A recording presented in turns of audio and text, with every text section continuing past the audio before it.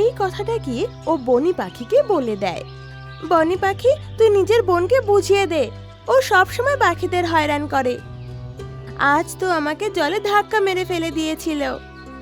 বোন, আমি জানি ও কত অসভ্য হয়ে যাচ্ছে, আর আমি তো ওকে খুব বকেও ছিলাম, কিন্তু আমার তো একটা কথাও শোনে না। আর এখন মা বাবাও নেই যে ওকে সামলাবে, আর আমাকে তো নিজের বোনই মানে না। জানি না বাবা, তোমরা দুজন বোন কি করে আপন বোন হও। তোমাকে দেখে তো কেউ বলতেই পারবে না যে ওই শয়তান ভুঁড়ি পাখির বোন তোমার মতো ভালো আর পরিষ্কার মনের পাখি একজন।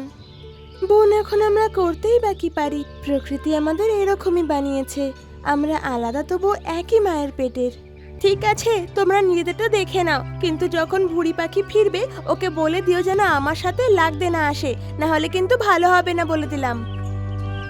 এটা বলে টুনি পাখি ওখান থেকে চলে যায়। পরের দিন মুনমুন পাখির মা বাবা বাইরে যাচ্ছিল, আর সেই সময় মুনমুন পাখিও খুব ছোট ছিল।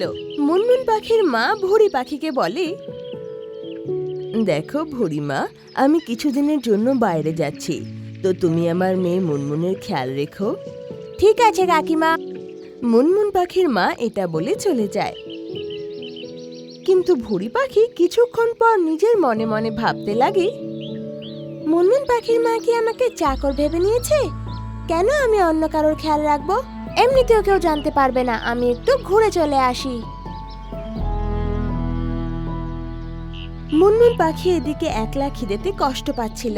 তখনই সেখানে বনি পাখি আসে।